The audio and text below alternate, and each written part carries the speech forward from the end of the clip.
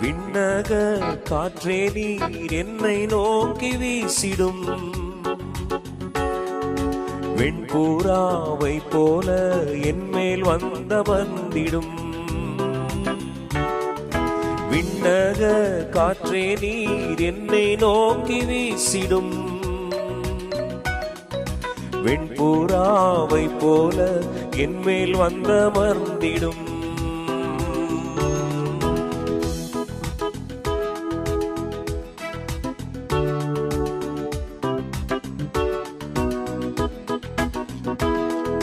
ஜலத்தின் மேல் அசைவாடின தூய தேவ ஆவியே, ஜலத்தின் மேல் அசைவாடின தூய தேவ ஆவியே, பலத்தின் மேல் பலனடைய என் மேல் அசைவாடிடுமே, பலத்தின் மேல் பலனடைய என் மேல் அசைவாடிடுமே.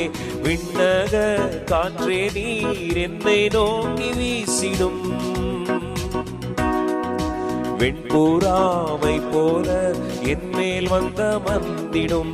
விண்ணக காற்றே நீர் என்னை நோக்கி வீசிடும், வெண்பூராவை போல என்மேல் வந்திடும்.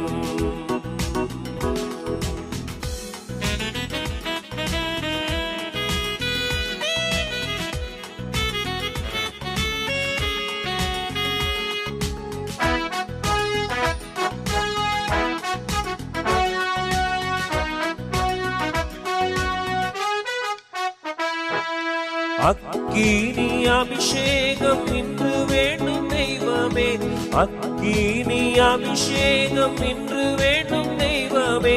எந்நாளும் என் பாத்திரம் நிரம்பி வழிய வேண்டுமே, எந்நாளும் என் பாத்திரம் நிரம்பி வழிய வேண்டுமே.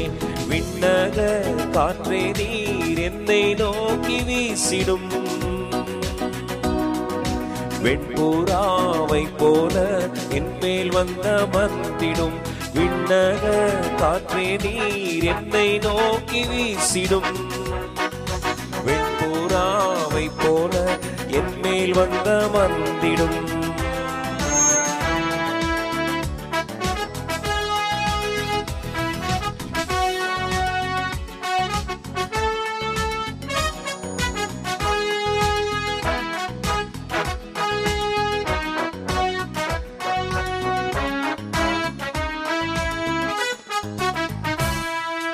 அக்கினி ரதத்தின் மேல் என்னை கொண்டு செல்லுமே, அக்கினி ரதத்தின் மேல் என்னை கொண்டு செல்லுமே. பரலோக தூதருடன் ஆராதிக்க செய்யுமே, பரலோக தூதருடன் ஆராதிக்க செய்யுமே. விண்ணக காற்றே நீர் என்னை நோக்கி வீசிடும், வெண்பூராவை போல என்மேல் வந்திடும். விண்ணக காற்றே நீர் என்னை நோக்கி வீசிடும், வெண்பூராவை போல என்மேல் வந்திடும்.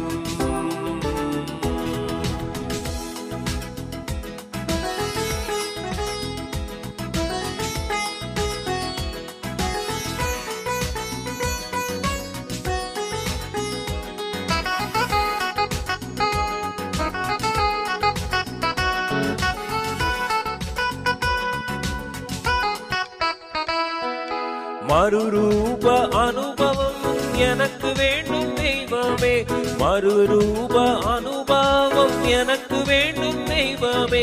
மறுரூப மலைதனிலே அழைத்து செல்லும் என்னையே, மறுரூப மலைதனிலே அழைத்து செல்லும் என்னையே. விண்ணக காற்றே நீர் என்னை நோக்கி வீசிடும்,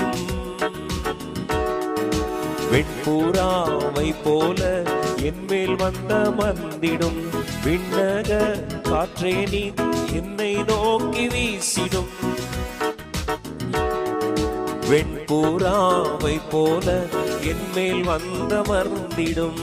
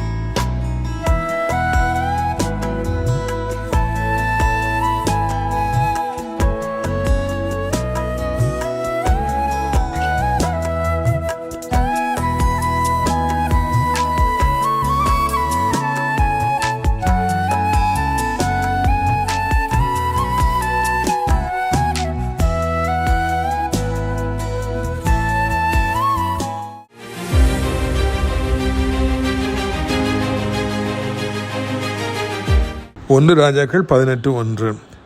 அநேக நாள் சென்ற பின்பு 3ஆம் வருஷமாகியில் கர்த்தருடைய வார்த்தை எலியாவுக்கு உண்டாகி, நீ போய் ஆகாபுக்கு உன்னை காண்பி, நான் தேசத்தின் மேல் மழையை கட்டளையிடுவேன் என்றார். ஆண்டவர் கடின மனசாக இருக்கிறாரு, கல் மனசாக இருக்கார். 3 வருஷம் அப்படியே உள்ளத்தை கண்ணப்படுத்துறாரு. மக்களுக்கு மழையே இல்லை, பெரிய பஞ்சகாலம் வந்துடுது, எல்லாரும் அப்படி சகிக்கிறாங்க, எல்லா ஆடு மாடு சாகுது, எல்லா மரமும் காணாமல் எரிஞ்சு போயிடுச்சு. ஆனால் ஆண்டவர் அப்படியே கடைசி வரைக்கும் இருக்குல்ல, மனம் இறங்குறார். போப்பா, ஆகாபுக்கு உன்னை காமி, நான் கண்டிப்பாக மழையை கட்டளிட போகிறேன், பாவம் போ. பார்த்தீங்களா, ஆண்டவர் கோபமாக இருப்ப மாதிரியே இருக்கும். நம்முடைய வாழ்க்கையில் எல்லாமே நம்மளை விட்டு போகிற மாதிரி இருக்கும், எல்லாத்துலேயுமே தோல்வியாக இருக்கிற மாதிரி இருக்கும், கடும் பஞ்சமாக இருக்கும். ஒரு 10 ரூபா 100 ரூபா கூட இல்லாத அளவுக்கு நம்ம வாழ்க்கையில் பல கஷ்டங்கள் வரும். எல்லாமே முடிஞ்சு போச்சு, எல்லாம் ஓவராக அப்படி நினைக்கிற மாதிரி ஒரு பயங்கரம் இருக்கும். ஆண்டவர் சொல்லுவார், பா போதும், நீ கஷ்டப்பட்டது போதும், நீ ஏதோ தப்பு பண்ணா, நானும் அடிச்சுட்டேன், கோவப்பட்டேன்ப்பா, சரி கவலைப்படாது, இனி உன் வாழ்க்கையில் நான் ஆசீர்வாதத்தை கட்டளையிடுவேன், ஆசீர்வாதமான மழையை கட்டளையிடுவேன். அதுதான் தேவன், அடிப்பார், நம்மை அணைத்துக் கொள்ளுவார், கர்த்தர் பெரிய காரியங்களை செய்வாராக. ஆமென்.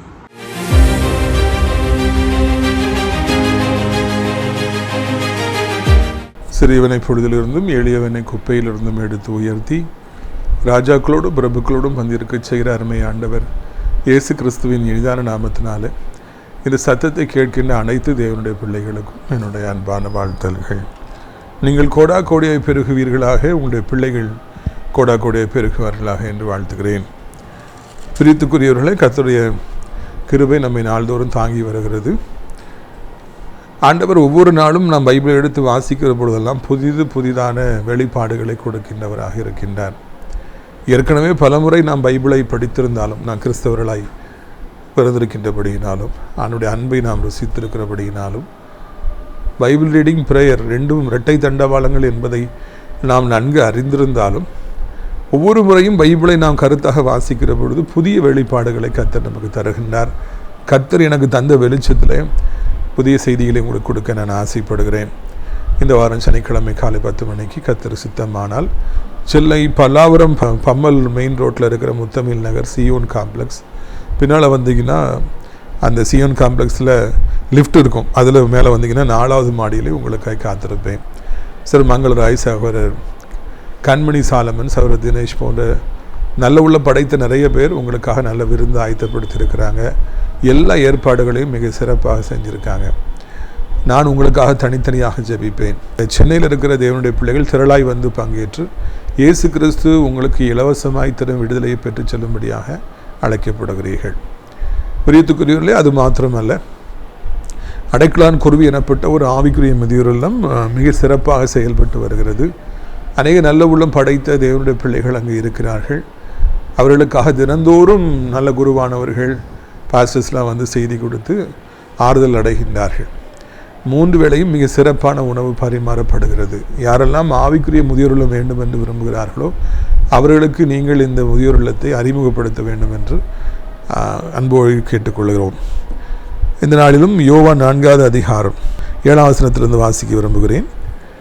அவருடைய சீசர்கள் போஜன பதார்த்தங்களை கொள்ளும்படி ஊருக்குள்ளே போயிருந்தார்கள். அப்பொழுது சமாரியா நாட்டாளாகிய ஒரு ஸ்திரீ தண்ணீர் முள்ள வந்தாள். இயேசு அவளை நோக்கி, தாகத்துக்கு தா என்றார். சமாரியா வழியாக ஆண்டவர் போகிறாரு. ஒரு கிணறு இருக்கிறது. அது யாக்கோபு முற்காலத்தில் பல ஆயிரக்கணக்கான வருஷங்களுக்கு முன்பதாக கர்த்தருடைய தாசர்கள் தோண்டிய அந்த கிணறு, யாக்கோபு தன் குமாரருக்கு கொடுத்த கிணறு. அந்த கிணற்றண்டையிலே இயேசு கிறிஸ்து சற்று நேரம் உட்கார்ந்து ஓய்வு எடுக்கிறார். அவர் களைத்திருக்கிறார். அந்த நேரத்தில் தான் இந்த சம்பவம் நடக்கிறது. சமாரிய ஸ்திரீ தண்ணீர் கொள்ள வந்தால் அவருடைய சீசர்களெல்லாம் அந்த நேரத்தில் போஜனம் வாங்கும்படியாக போயிருந்தாங்களாம். என்றைக்கோ யாக்கோபு எனப்பட்ட அவருடைய தாசன் ஆயிரக்கணக்கான வருடங்களுக்கு முன்பு தோண்டிய அந்த கிணறு இந்த இடத்துல ஒரு முக்கியத்துவத்தை பெறுகிறது. அந்த இடத்துல தான் ஒரு அற்புதம் நடக்கிறது. ஒரு பெரிய ரட்சிப்பு உண்டாகின்றது. எப்படி பெலஸ்தாவண்டையிலே 38 வருட மனிதனுக்கு ஒரு ரட்சிப்பு உண்டாகி, ஒரு பெரிய ஒரு ரட்சிப்பு உண்டாகி, ஒரு மீட்பு உண்டாகி, ஒரு பரபரப்பு ஏற்பட்டது, அதே போல் இந்த இடத்தில் ஒரு பெரிய ரட்சிப்பு உண்டாகிறது. ஆயிரக்கணக்கான வருஷங்களுக்கு முன்பாக தோண்டப்பட்ட கிணறு. தேவனுடைய தாசர்கள் அவருடைய வாழ்க்கையில் எத்தனை வருடங்கள் ஆனாலும், எத்தனை 1000 வருடங்கள் ஆனாலும் இந்த பூமி அவரது பெயரை சொல்லும். அவர்கள் மூலமாய் செய்யப்பட்ட காரியங்கள், உங்கள் மூலமாக என் மூலமாய் செய்யப்படுகின்ற காரியங்கள், அவைகள் அழிந்து போவதில்லை. அதன் மூலமாக என்றைக்கோ ஒரு நாள் மிகப்பெரிய ஒரு ரட்சிப்பு மீட்பு ஏற்படும் என்பதை இந்த சம்பவம் நமக்கு காண்பிக்கின்றது. எலிசா தீர்க்கதரிசி மறைந்தாலும் அவருடைய எலும்புக்கு கூட வல்லமை இருந்தது. எதிராளிகள் வராங்க, ஏரி நாட்டு ராணுவம் வந்துருச்சுன்னு சொல்லி ஒரு செத்த பிணத்தை எடுத்து போட்டு போகிறாங்க. அந்த எலும்பு தொட்டவொன்னு அவன் உயிரோடு எழுந்துட்டான். எலும்புக்கு கூட வல்லமை இருந்தது. யாக்கோபுடைய கிணற்றுக்கு கூட வல்லமை இருந்தது. எத்தனை 1000 வருடங்கள் ஆனால் என்ன, எத்தனை மனிதர்கள் தோன்றி மறைந்தால் என்ன, எத்தனை தலைமுறைகள் இந்த பூமியில் எழும்பினான் அல்ல. யாக்கோபு தான், எலிசா தான். தேவன் அதை மரியாதை கொடுக்கும் விதமாகவே என் தாசன் தோண்டினான் என்கிற அந்த சந்தோஷத்தின் நிமித்தமாகவே அந்த இடத்தில் வந்து அவர் அமர்ந்திருந்தார் என்று சொல்லி நாம் காண்கிறோம். அதுதான் மிகப்பெரிய ஒரு இரட்சிப்புக்கு வழிவகுத்தது. நீங்கள் செய்கின்ற காரியங்களை கர்த்தர் நேசிக்கின்றார். நீங்கள் செய்கின்ற ஊழியங்களை கர்த்தர் நேசிக்கின்றார். நீங்கள் கையிட்டு செய்கிற வியாபாரங்களை கர்த்தர் நேசிக்கின்றார். உங்கள் பிள்ளைகளை கர்த்தர் நேசிக்கின்றார். உங்கள் தலைமுறைகளை நேசிக்கின்றார். உங்களோடு சம்பந்தப்பட்ட எல்லாவற்றையும் அவர் நேசிக்கின்றார். தன்னுடைய பிள்ளை என்று சொல்லி உரிமையோடு கூட அவைகளுக்கு உரிய கனத்தை கூட கொடுக்கின்றவராக இருக்கின்றார். எத்தனை வருடங்கள் ஆனாலும் உங்கள் கைப்பட்டது, நீங்கள் நடந்து போனது எல்லாமே இந்த பூமியிலே ஆண்டவரால் நேசிக்கப்படும் என்பதற்காகவே இவைகள் எழுதப்பட்டிருக்கின்றன. அந்த இடத்துல ஒரு பெண் தண்ணீர் பிடிக்க வருகின்றாள். அவள் தனிமையிலே வருகிறாள். 4 பேரை அழைத்து கொண்டு வரவில்லை, புருஷனை அழைத்து கொண்டு வரவில்லை, இல்லைன்னா சின்ன பிள்ளைகள், அவருடைய பிள்ளைகளை பிடித்து கொண்டு, கையை பிடித்து கொண்டு அவள் வரவில்லை, தனிமையிலே வருகிறாள். ஆண்டவர் களைத்திருக்கிறார். ஏனென்று பல கேள்விகள் கேட்கின்ற பொழுது அவள் யாருடைய கண்ணிலும் பட விரும்பவில்லை. ஏனென்றால் வாழ்க்கை அப்படிப்பட்டதாக இருந்தது. யாருமே வேண்டாம், நான் தனியாக போய் இதை தனியாக பிடிச்சிட்டு தனியாக வந்துடுறேன், யார் முகத்திலையும் நான் முழிக்க விரும்பலை என்று அவள் தன்னை ஒழித்து கொள்பவளாக இருந்தாள், தன்னை மறைத்து கொள்பவளாக இருந்தாள். என் தகப்பன் இறந்த புதிதில் எங்கள் அம்மா அடிக்கடி சொல்லுவாங்க, நான் யார் முகத்திலையும் நான் பட விரும்பலை, நான் யாரையும் போய் பார்க்க விரும்பலை, என்னை அபசகுணமாக நினைப்பாங்க, புருஷன் இல்லாதவன்னு சொல்லுவாங்க. அதனால் நான் எங்கேயும் வர விரும்பலை. தன்னை மறைத்து கொள்வார்கள், ஒழித்து கொள்வார்கள். தங்கள் வாழ்க்கையில் சில பிரச்சனைகள் வருகிற பொழுது, இழப்புகள் வருகிற பொழுது, அவமானங்கள் வருகிற பொழுது அநேக பெண்கள் இன்றைக்கு தங்களை மறைத்து கொள்கிறார்கள், ஒழித்து கொள்கிறார்கள், அறையிலே போய் பூட்டி கொள்கிறார்கள். நான் யாருடைய முகத்திலும் முழிக்க விரும்பவில்லை, நான் ஆலயத்துக்கு வர விரும்பவில்லை, நான் திருமணத்துக்கு வர விரும்பவில்லை, நான் வெளியே ஊர் சுத்த விரும்பவில்லை, எதையும் பார்க்க விரும்பவில்லை. குற்றாலத்துக்கு போகிறேன், நீங்கள் போங்க. கடையில் போய் சாப்பிட்டோன்னு நினைக்கிறீங்களா, நீங்கள் போய் சாப்பிட்டோம், நான் வரலை. அந்த காயங்கள் ஆறாமலேயே இருக்கின்றபடியினாலே இந்த உலகத்தை சந்திப்பதற்கு அவர்களுக்கு தேவையான தைரியம் இருப்பதில்லை, அவர்களுக்கு அந்த விருப்பம் இருப்பதில்லை, நாட்டம் இருப்பதில்லை. சின்ன பிள்ளைங்க எப்படி என்ஜாய் பண்ணணும்னு நினைக்கிறாங்க. காலேஜில் படிக்கிற பிள்ளைங்கள்லாம் எங்கே போகலாம், எங்கே குதிக்கலாம், ஆடலான்னு இருக்கிறாங்க. ஆனால் காயப்பட்டவருடைய உள்ளத்தை உடையவர்களுக்கு அதில் எதுவுமே ஆர்வம் இருப்பதில்லை. எதுவுமே வேண்டாம், ஒதுங்கிக்கிடுவோம், ஒளிந்து கொள்வோம் என்று ஒழித்து ஒழித்து வாழ்கிற எத்தனையோ பேர்களை நாம் காண்கின்றோம். சமுதாயத்தை நோக்கி பார்ப்பதற்கு தைரியம் இல்லாதபடி அவர்கள் இப்படி சொல்லி விடுவார்களே, இவர்கள் இப்படி சொல்லி விடுவார்களே என்று ஒழித்து வாழ்கிற அநேக பெண்களை நாம் காண்கின்றோம். அநேக ஆண்களையும் கூட நான் காண்கின்றோம், அநேக வாலிபர்களையும் கூட நான் காண்கின்றோம். இப்படிப்பட்ட ஒரு பெண்ணின் மீதும் கூட ஆத்தும தாகம் உடையவராக ஆண்டவர் அங்கே காத்திருந்தார். அவளை சந்திப்பதற்காகவே அங்கே காத்திருந்தார். என்னுடைய ஆவிக்குரிய நண்பர் ஒருவர் சொன்னார், இவள் வருவாள், இந்த இடத்துக்கு தான் வருவா, இவளை சந்திக்கணுங்கிறது தான் ஆண்டவர். வேற ஒரு பாதையில் போனவர் இந்த சமரியாவுக்குள்ளே வந்தார். அவர் யூதராக இருந்ததுனால சமரியாவுக்குள்ளே வரணுங்கிற அவசியமே இல்லை, இவளை சந்திக்க வேண்டும் என்பதற்காக தான் வந்தார் என்று சொல்லி இதை குறித்து டிஸ்கஸ் பண்ணிய பொழுது என்னுடைய ஆவிக்குரிய நண்பர் ஒருவர் சொன்னார், ஆண்டவர் யாரையெல்லாம் நேசிக்கிறார் பார்த்தீர்களா? குடும்பத்தினாலே கைவிடப்பட்டு வஸ்திரம் போடாதபடி, பிறுக்கு பிடித்து பேய் பிடித்து குளிக்காதபடி, கற்களினாலே தன்னை காயப்படுத்தி, வருவோர் போவரை காயப்படுத்தி, தூங்காதபடி கதரை கொண்டிருந்த அந்த பிசாசு பிடித்த லேகியோன் பிசாசு ஆயிரக்கணக்கில் பிடித்திருந்த அந்த வாலிபனையும் தேடி ஆண்டவர் போனார்.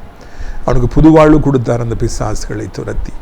இங்கே இந்த பெண் எல்லாருக்கும் ஒளிந்து வாழ்ந்து கொண்டிருந்தால் அவளுக்கும் ஒரு வாழ்வு கொடுப்பதற்காகத்தான் அவர் அங்கே போய் நிற்கின்றார்.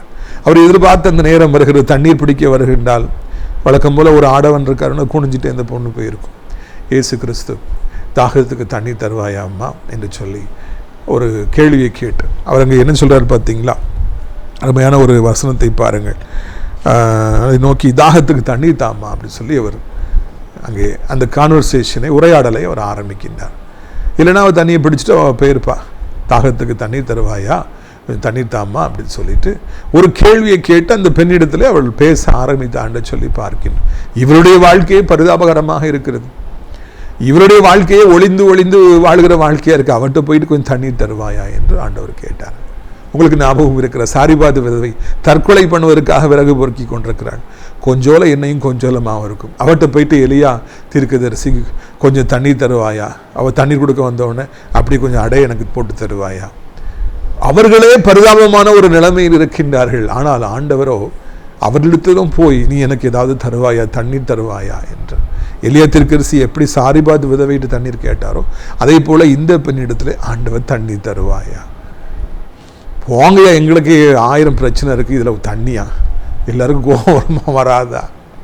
ஆனால் அங்கே அப்படி அந்த பெண்ணிற்கு கோபம் வரவில்லை. அவள் கேள்வி கேட்கிறாள், நான் சமாரிய, நீர் யூதர், எப்படி தண்ணி கேட்குறீங்க அப்படின்னு சொல்லி அந்த கான்வர்சேஷன் அதில் ஆரம்பிக்குது. அப்போ ஆண்டவர் சொல்றாரு பாருங்க 13, இயேசு அவளுக்கு பிரதித்திரமாக இந்த தண்ணீரை குடிக்கிறவனுக்கு மறுபடியும் தாகம் உண்டாகும், நான் கொடுக்கும் தண்ணீரை குடிக்கிறவனுக்கு ஒரு காலும் தாகம் உண்டாகாது.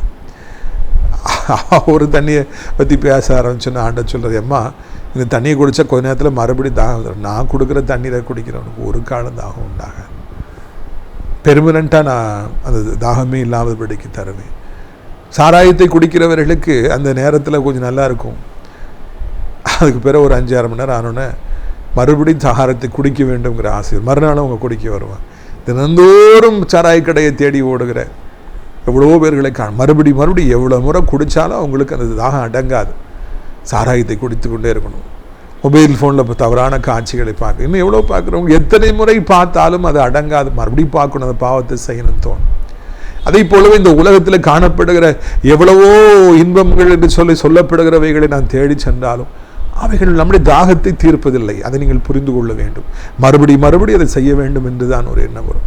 அப்படின்னாலும் ஒரு திருப்தி அங்கே இருக்கவே இருக்காது. ஆனால் இயேசு கிறிஸ்து நம்முடைய உள்ளத்துக்குள்ளே வருகிற பொழுது, ஜீவ தண்ணீர் நமக்குள்ளே பாய்ச்சப்படுகிற பொழுது அதில் ஒரு ஆர்வமே இல்லாமல் போய்விடுகிறது. அந்த நாட்டங்கள் நம்மை விட்டு விலகி போய்விடுகிறது. அந்த ஆவிக்குரிய உண்மையைத்தான் ஆண்டவர் இங்கே சொல்லுகின்றார்.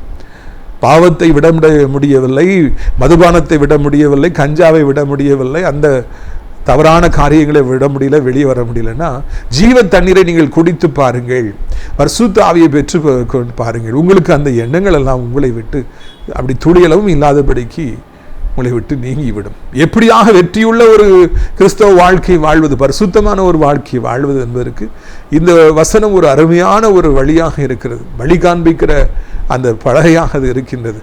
நான் தருகிற ஜீவ தண்ணீரை குடிக்கிறவனுக்கு ஒரு காலம் தாகம் உண்டாகாது. ஐயா, மதுபானத்தை குடிக்கின்றவர்கள் ஆண்டவர் கொடுக்கிற அந்த ஜீவ தண்ணீரை குடிக்காதபடி அவர்களுக்கு விடுதலையே கிடையாது. அவங்க குடிக்கவே வேண்டாம் நினைச்சாலும் அவங்களையும் அறியாமல் உடனே குடிச்சிருவாங்க. ஒரு வாரம் குடிக்காமல் இருப்பாங்க, அப்புறம் எத்தனையோ நாள்கள் குடிச்சுக்கிட்டே தான் இருப்பாங்க. இயேசு கிறிஸ்துவண்டை வரும்பொழுது மாத்திரமே நம்முடைய தாகங்கள் தீர்க்கப்படுகின்றது. பாவங்கள் மீதுள்ள நாட்டங்கள் நம்மை விட்டு நீங்கிறது, கோபங்கள் நீங்குகிறது, பொறாமைகள் நீங்கிறது, எரிச்சல்கள் நீங்குகிறது, நான் என்கிற எண்ணங்கள் நீங்குகிறது. ஒரு புது மனிதனாக நாம் மாற்றப்படுவோம். பழையவைகள் எல்லாம் ஒளிந்து போகின்றன ஜீவ தண்ணீர் குடிக்கின்ற பொழுதுதான். 16ஆம் வசனத்தை பாருங்க. இயேசு அவளை நோக்கி, நீ போய் உன் புருஷனை இங்கே அழைத்து கொண்டு வா என்றார். அதற்கு அந்த ஸ்திரீ, எனக்கு புருஷன் இல்லை என்றால். இயேசு அவளை நோக்கி, உனக்கு புருஷன் இல்லை என்று சொன்னது சரிதான். எப்படி 5 புருஷர் உனக்கு இருந்தார், இப்பொழுது உனக்கு இருக்க உன் புருஷன் அல்ல, இதை உள்ளபடி சொன்னா என்றார். அந்த ஸ்திரீ அவர் நோக்கி, ஆண்டவரே, நீ தீர்க்கதரிசி என்று காண்கிறேன். அப்படியே தண்ணீரை பற்றிலாம் பேசிட்டு இருக்கும். அடிச்சு, சரி இப்போ go and bring your husband, உன் கணவனை நீ கூட்டு வாமா அப்படின்னு சொல்லி பர்சனல்கிட்ட வரார். ஜென்ரலாக பேசிக்கிட்டு இருந்தார், பிப்ளிக்கலாக பேசிக்கிட்டு இருந்தார். எதிர்காலத்தில் எத்தனையோ பேர்களுக்கு மருந்தாக இருக்கிற ஜீவ தண்ணீரையும் குறித்து, தாகத்தை குறித்தும், அது தீர்ப்பதை குறித்தும் அவர் பேசினார். அதுக்கு பிறகு உன் புருஷனை கூட்டம் அப்படிங்கிறார். டக்குன்னு ஓட்ட வரார். இல்லையே, எனக்கு புருஷன் இல்லைன்னு அவர் சொல்கிறார். உடனே ஆண்டு சொல்ல, yes what you said is right. 5 புருஷன் உனக்கு இருந்தாம்மா, எல்லாம் போயிட்டான், இப்போ ஒருத்தன் இருக்கான், அவனும் உன் புருஷன் கிடையாது பார்த்துக்க, அப்படி தானே அப்படின்னு சொல்லி அவள் இடத்துல ஒரு பயங்கரமான தீர்க்க தரிசனத்தை எதிர்பாராத நேரத்தில் ஆண்டு விடுறார். எதிர்பார்க்காத நேரத்தில் அம்ப விடுற மாதிரி அவள் எதிர்பார்க்காத நேரத்தில் ஆண்டவர் அவளுடைய வாழ்க்கையின் காரியங்களை அப்படியே வெளியரங்கமாக்குகின்றார், நிர்வாணமாக்குகின்றார். யாருக்கும் தெரியாது, முன்ன பின்ன இவருக்கு சரியவே தெரியாதுன்னு நினைத்திருந்த அந்த ரங்கத்தை எடுத்து வெளியே காமிக்கிறாரு. நீ 5 ஆண்களோடு இருந்தாய், 6வது இவனும் உனக்கு கிடையாது என்று அவளுடைய வாழ்க்கையில் இருந்த பாவத்தை ஒரு நிமிடத்தில் ஆண்டவர் வெளிப்படுத்தி காண்பிக்கின்றார். தன்னை குறித்து இவருக்கு தெரியாது என்கிற தைரியத்தில் தான் இவள் தைரியமாய் பேசிக் கொண்டிருக்கின்றாள். ஆனால் அவளோ, ஆண்டவரோ, அவளுடைய பக்கத்து வீட்டில் இருந்து பார்த்தது போல, எல்லாவற்றையும் அறிந்தது போல, கூட படித்தவர் போல, இல்லைன்னா கூட உடன் பிறந்தவர் போல வாழ்க்கையிலிருந்து எல்லா ரகசியத்தையும் சொன்னாரா. தேவனுக்கு மறைவானது எதுவும் இல்லை. ஆண்டவரிடத்தில் எவரும் எதையும் மறைக்க முடியாது. ஆண்டவர் அறியாது எதுவும் இல்லை. எல்லாரையும் குறித்து ஆண்டவர் அறிவார். மனிதர்களுக்கு தெரியாமல் இருக்கலாம், பெற்றோருக்கு தெரியாமல் இருக்கலாம், நண்பர்களுக்கு தெரியாமல் இருக்கலாம், ஆண்டவருக்கு எல்லாம் தெரியும். யாரும் இதையும் மறைக்க முடியாது. எதற்காக இவ்வளவு பெரிய ஒரு தீர்க்க தரிசனத்தை ஆண்டவர் அங்கே சொல்ல வேண்டும்? ஏன் அவருடைய பர்சனல் லைஃப்பை பற்றி சொல்ல? இதனால என்ன பெனிஃபிட்? அது வரைக்கும் அவரை சாதாரணமாக நினச்சிட்டு இருந்தது. பொம்பளை உங்கள்கிட்ட பாத்திரம் இருக்கா, தண்ணி எப்படி எடுப்பீர் என்னெல்லாமோ ஜாலியாக பேசிட்டு இருந்தவா தீர்க்கதரிசி என்பதை உணர்கின்றாள். நீ தீர்க்கதரிசி என்று காண்கின்றேன். தன்னோடு பேசிக் கொண்டிருக்கிற ஆண்டவர் ஒரு சாதாரணமானவர் அல்ல, அவர் அசாதாரணமானவர். அவர் எல்லாவற்றையும் அறிந்தவர். தன்னுடைய வாழ்க்கையை ஊடுருவி பார்க்கிற கண்களை உடையவர். அவருக்கு மறைவானது எதுவும் இல்லை என்பதை ஒரு சில வார்த்தைகள், ஒரே ஒரு தீர்க்க தரிசனம் அவளுக்கு தெரியப்படுத்தியது. அவள் அப்படியே நடுங்கி போகின்றாள். அவளுக்கு ஒரு மாதிரி ஆயிடுது. நான் பேசிக்கொண்டிருப்பது சாதாரணமான ஒரு நபர் அல்ல, அவர் பெரியவர், மகா பெரியவர் என்பதை அந்த தீர்க்க தரிசனம் அவளுக்கு உணர வைத்தது. எதற்காய்த்தான் ஆண்டவர் தீர்க்க தரிசனமாக அந்த காரியத்தை சொன்னாரா? அந்த ஒரே ஒரு தீர்க்க தரிசனம் வாழ்க்கையை தலைகீழாக மாற்றி அமைத்தது. அந்த பாத்திரத்தை வைத்துவிட்டு ஊருக்கு ஓடுகின்றால், நான் செய்த எல்லாவற்றையும் ஒருவர் எனக்கு சொன்னார், நீங்கள் வந்து பாருங்கள், அவர்தான் மேசியாவா என்று வந்து பாருங்கள். ஒரு தீர்க்க தரிசனம் ஒரு பெண்ணுடைய வாழ்க்கையை தலைகீழாக புரட்டி போட்டது. It changed her life upside down. ஒரே ஒரு தீர்க்க தரிசனம் தான். அவள் ஊழியக்காரியாக மாறிவிடுகிறாள், மனம் திரும்பி விடுகிறாள், சாட்சி பகர்கின்றாள். நான் செய்த எல்லாவற்றையும் ஒரு மனிதன் எனக்கு சொன்னார், வந்து பாருங்கள். ஒருவேளை அவர் தீர்க்கதரிசி ஒன்று ஊழியக்காரியாக மாறி சாட்சியை சொல்லுகின்றார். அவருடைய ஒரே ஒரு சாட்சி ஒரு ஊரையே ஆண்டவர் பக்கமாய் கொண்டு வந்தது. எல்லாரும் ஓடி வந்துடுறாங்க. யார் யார் யார் யாருன்னு சொல்லி எல்லாரும் பார்க்குறாங்க. ஆண்டவரே வாங்க, எங்கள் ஊரில் வந்து 2 நாள் தங்கிடுங்க. ஒரு தீர்க்கதரிசி ஒரு பெண்ணுடைய வாழ்க்கை தலைகீழாய் மாற்றியது. அந்த பெண்ணுடைய வாழ்க்கை தலைகீழாய் மாற்றப்பட்டபடினாலே அவள் மூலமாய் ஒரு ஊரே ஆண்டவர் மீது, ஆண்டவர் பின்பாக வந்தது. அந்த உன்னத பாட்டில் வாசித்திருக்கீங்களா? என்னை இழுத்துக்கொள்ளும், அப்பொழுது நாங்களும் பின்பு ஓடி வருவோம். என்னை இழுத்துக்கொள்ளும், நாங்கள் உன் பின்பு ஓடி வருவோம். கிறிஸ்டோபர் ராஜாவை ஆண்டவர் லைலா காலேஜில் படிக்கும்போது ரசித்ததுனால எத்தனையோ வாலிபர்கள் அங்கே பின்னால் ஓடி வந்தாங்க. நான் இழுத்துக்கொண்டு ஆண்டவரின் பின்பு ஓடினேன். இன்றைக்கும் ஓடிக்கொண்டிருக்கிறேன். ஒருவரை ஆண்டவர் இழுக்கிற பொழுது அவர்கள் மூலமாக குடும்பம் இழுக்கப்படுகிறது, சமுதாயம் இழுக்கப்படுகிறது, ஊர் இழுக்கப்படுகிறது, ஸ்கூலில் படிக்கிறவங்க, காலேஜில் கூட படிக்கிறவங்க இழுக்கப்படுறாங்க. ஒரு தீர்க்க தரிசனம் ஒரு பெண்ணுடைய வாழ்க்கை தலைகீழாய் மாற்றி அந்த பெண் மூலமாக ஒரு ஊரே ஆண்டவரின் பக்கமாக வந்தது. தேவனுடைய ராஜ்யம் கெட்டப்பட்டது என்று நாம் காண்கின்றோம். பிரியத்துக்குரியவர்களே, தண்ணீர் குடிக்க வந்த இடத்துல எவ்வளவு பெரிய மாற்றங்கள். ஒரு பாவி என்று கருதப்பட்ட, அருவருப்பாய் கருதப்பட்ட, ஊராலை புறக்கணிக்கப்பட்ட ஒரு பெண்ணை ஆண்டவர் மாற்றி அவள் மூலமாக இவ்வளவு பெரிதான ஒரு ரட்சிப்பை அந்த ஊருக்கு கொடுப்பார் என்றால், ஏன் ஆண்டவர் இந்த பூமியில உங்களை பயன்படுத்தக்கூடாது? தம்பி, உங்களை ஏன் பயன்படுத்தக்கூடாது? தங்கச்சி, உங்களை ஏன் பயன்படுத்தக்கூடாது? நீங்கள் தான் ஒரு பெரிய ஒரு சாட்சி, நீங்கள் தான் ஒரு பெரிய கூட்டத்தை ஆண்டவருக்காக இழுத்துக்கொண்டு வரப்போகின்றீர்கள். நீங்கள் தான் நொறுக்கப்பட்ட உள்ளங்களை உடைய அநேகரை அழைத்து கொண்டு வரப்போகிறேன்.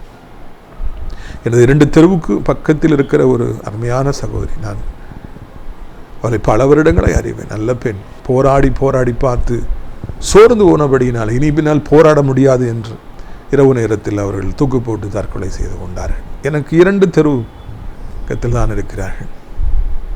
கதறி அழுதேன்.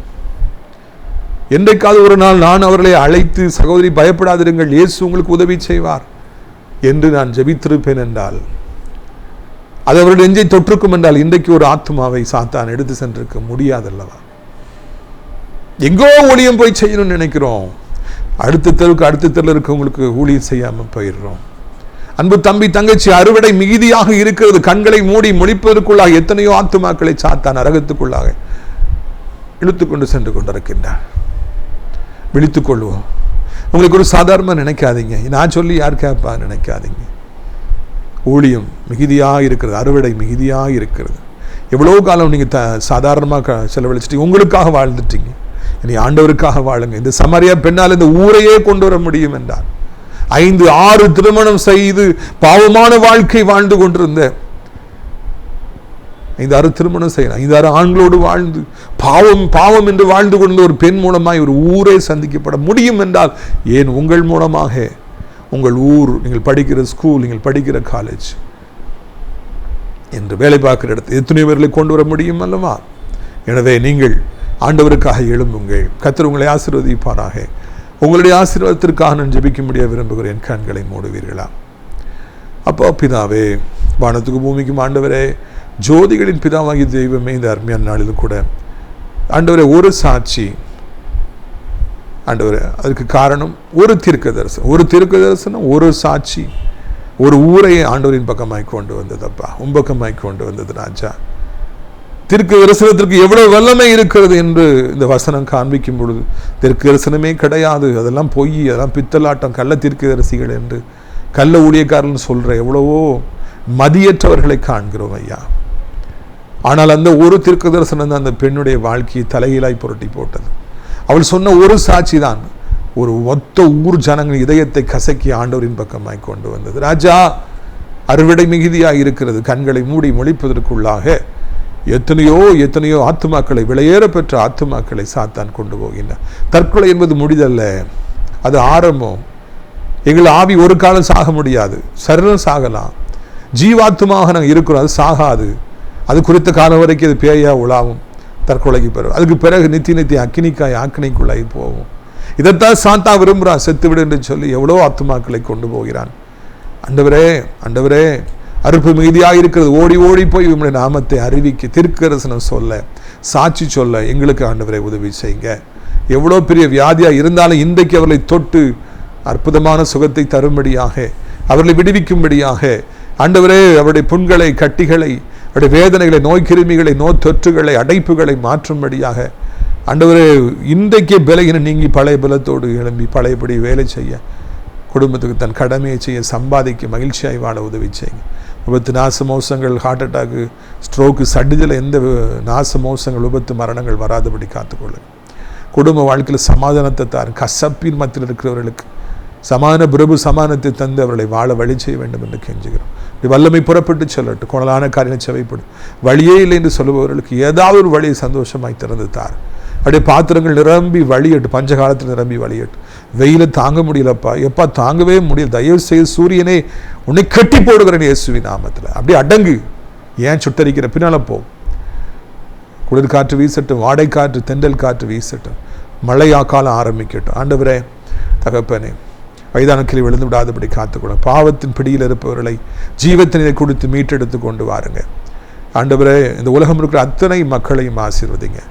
அனைத்து இயேசப்பாவுடைய பிள்ளைகள் விசேஷித்த விதமாக அதிகமாய் ஆசீர்வதிக்கப்பட நீர் வித்தியாசத்தை காண்பிக்க ஜெபிக்கிறோம். நான் ஸ்ரீ திராட்சைப்பழ தோட்ட ஊழிகளை நேசிக்கிற, அடைக்கலான் கூறிய முதியோர்லத்தை நேசிக்க அனைத்து நல்ல உள்ளங்களையும் ஆசீர்வதிங்க. இப்படி கிருபை தாங்கட்டும். தகப்பனே, இந்த செய்தியை கேட்ட ஒவ்வொருவரையும் இன்று மேற்கொண்டு ஆசீர்வதி. இயேசுவின் மூலம் ஜெபிக்கிறோம் நல்ல பிதாவே. என் ஆத்துமாவை கர்த்தரை சோத்திரி, உள்ளமே அவருடைய பரிசுத்த நாமத்தை சோத்திரி. என் ஆத்துமாவை கர்த்தரை சோத்திரி, அவர் செய்த சகல உபகாரங்களை ஒரு பொழுதும் நீ மறவாதே. நீ கர்த்தராகிய இயேசு கிறிஸ்துடைய கிருபையும் பிதாவாகிய தேவனுடைய அன்பும் பரிசுத்த ஆவியானவருடைய அந்யோன்ய ஐக்கியம் இல்லாத பிரசன்னமும் உங்கள் அனைவரோடு இன்றைக்கு சதா காலங்களில் நிலைத்திருப்பதாக. அல்லேலூயா.